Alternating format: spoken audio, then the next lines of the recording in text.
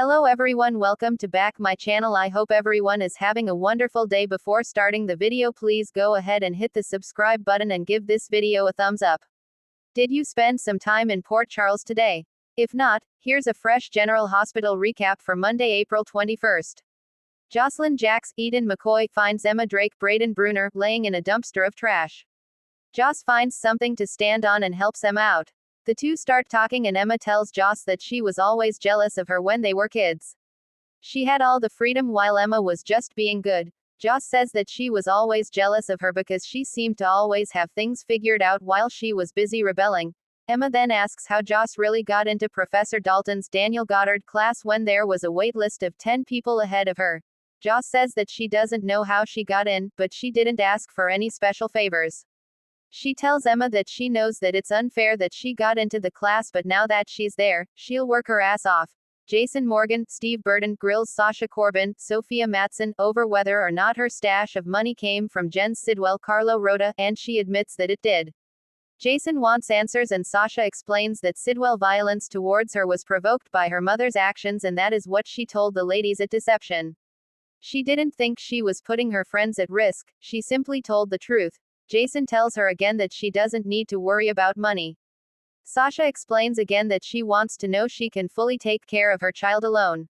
Jason understands that, but when he asks if she would be okay with everyone knowing she took money from Sidwell, she asks him not to tell.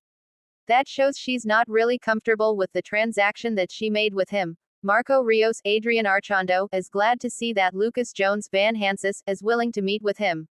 Lucas wants answers about Marco's father, Sidwell. He explains that he didn't grow up with his dad, but instead reached out to him after his mom rejected him for being gay. Sidwell welcomed him with open arms without judgment and paid for his college and law school. Lucas asks if Sidwell is a criminal and Marco gives a very lawyer-ish response about being unaware of any illegal activities. Marco says that he knows there are other parts of his father's life that he knows nothing about and he is okay with that.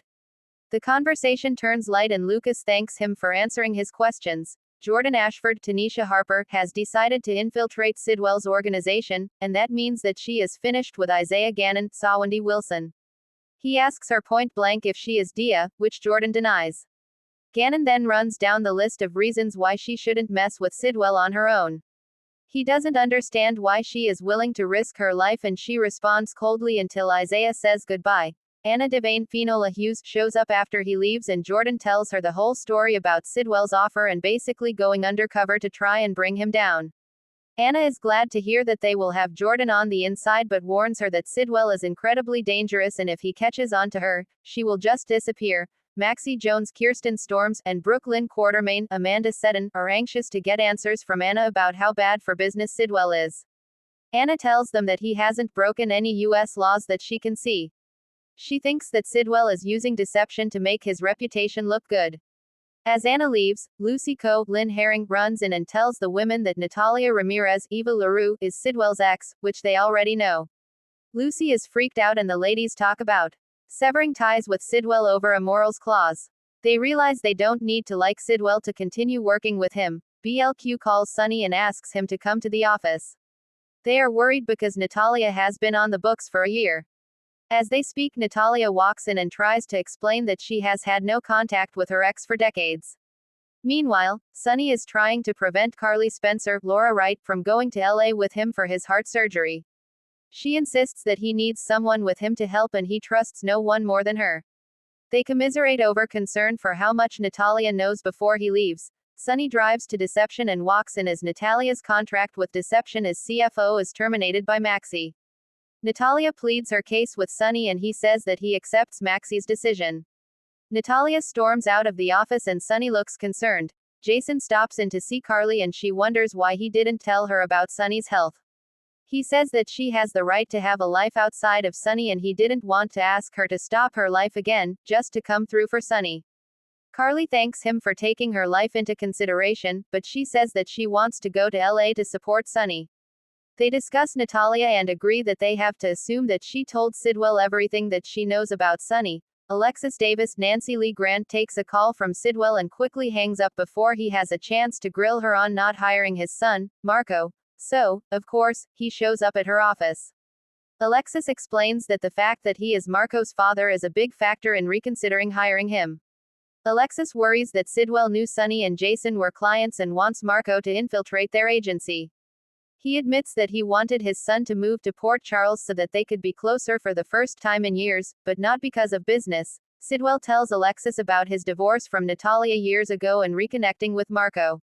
His emotions have no affect, and Alexis asks him to leave. He refuses to leave without telling her that Marco has never done anything wrong at his command. Back at General Hospital, Marco meets Natalia and his mother shares that she isn't sure who she is more angry with, his father for blowing up her life, or Sonny for allowing it. Port Charles never sleeps, and April 21st was no exception. With secrets bubbling to the surface and power plays around every corner, the lives of our favorite residents collided in ways both unexpected and inevitable. Sasha faced her past, Natalia paid the price for a tangled web, and the ever-ambitious Fergus Sidwell made a bold attempt to charm his way into Alexis Davis's world. Let's dive into the day's emotionally charged, twist-filled drama. Sasha's truth bomb. It's been a long road for Sasha Gilmore. After surviving drug addiction, manipulation by Cyrus Renault, and the heartbreaking loss of her child, she's clawed her way back to some sense of normalcy. But the truth always finds a way to the surface. In the April 21st episode, Sasha finally confronted the ghost of her past, not to hide it anymore, but to own it. The tension in the air was palpable as she sat down with Cody Bell at the Metro Court, her hands trembling slightly as she pushed aside her untouched espresso. Cody, sensing something heavy was on the horizon, kept his voice gentle. Whatever it is, Sasha, you can tell me. And she did. Sasha opened up about the full extent of the damage that Dr. Montague inflicted, how the manipulation wasn't just about drugs, but about breaking her spirit. She confessed to feeling complicit in her own downfall, that part of her believed she deserved the pain. It's like I was stuck in this loop, she said, her voice cracking, and I kept pressing repeat. Cody listened with uncharacteristic stillness, his usual wisecracks absent. When Sasha finished, there was a long pause before he reached across the table and took her hand. You're not that girl anymore, he said. And you sure as hell don't deserve to carry this weight alone. It was a beautiful, raw moment that fans have been waiting for, a turning point for Sasha, not in how others see her, but how she sees herself. Her choice to speak out was less about healing a romance and more about reclaiming her narrative.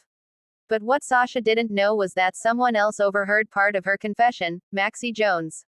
And that might lead to complications Sasha isn't ready for.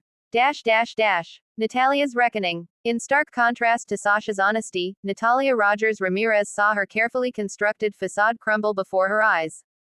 The fallout from Christina's growing involvement with Blaze, Natalia's daughter, reached a boiling point, and it cost Natalia dearly. The episode opened with Natalia storming into the recording studio, demanding Blaze cease all contact with Christina. She's a distraction, Natalia snapped. You need to focus on your career, not play house with a Davis. But Blaze, no longer the obedient pop star her mother tried to mold, stood her ground. Christina makes me feel safe. Scene. You've never given me that, Mom.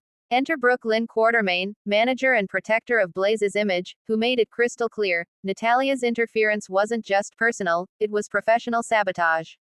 Brooke Lynn had receipts, text messages Natalia sent to a music exec warning them about Blaze's gay image, and an attempted bribe to postpone an upcoming promotional shoot. Brooke Lynn didn't mince words. You're fired, Natalia. Effective immediately. Don't come near Blaze again unless she asks for you. Natalia looked like she'd been slapped. She tried to defend herself, but her pleas fell on deaf ears. Even Blaze, eyes shining with unshed tears, simply turned away. You made your choice, Mom. Now I'm making mine. It was a stunning end to Natalia's grip on her daughter's career, and potentially her relationship. Will this be the wake-up call she needs to examine her own biases, or will she double down and cause more chaos?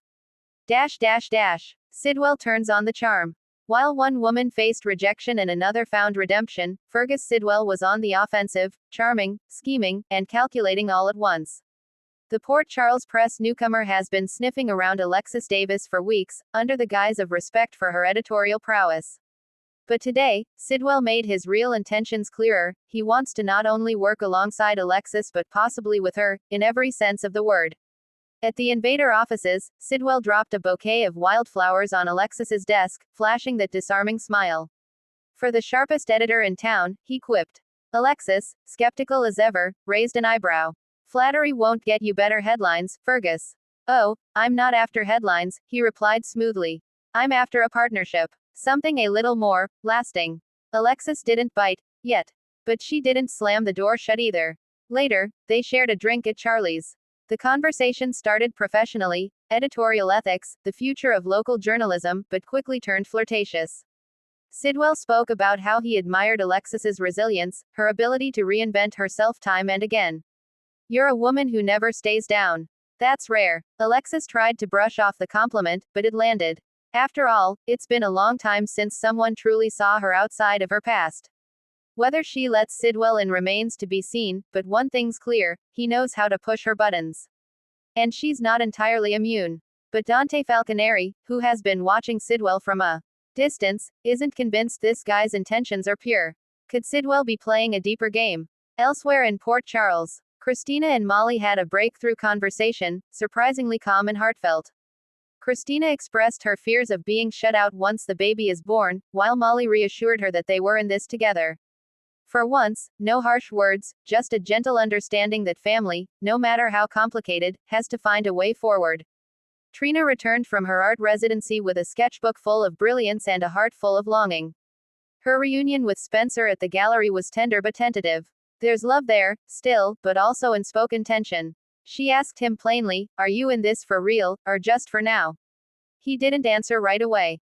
Anna received an anonymous message about a potential mole within the PCPD. With Jordan's support, she began an off-the-record investigation. Her list of suspects, disturbingly short, and includes someone close. Final thoughts. April 21's episode of General Hospital offered a beautifully layered tapestry of vulnerability, empowerment, and consequences. Sasha's confession wasn't just catharsis, it was the rebirth of a woman who has been broken, battered, and is now rebuilding on her own terms. Natalia's downfall was both a reckoning and a cautionary tale of control gone too far. And Sidwell's maneuvering added a new twist to Alexis's journey, a subtle reminder that charm can be as dangerous as any enemy in Port Charles. The undercurrents of change are sweeping through town. As secrets crack foundations and relationships are redefined, one thing is certain, the heart of Port Charles beats on, complicated and resilient as ever. Thanks for watching this video and please subscribe our GH News 24 YouTube channel for more update news.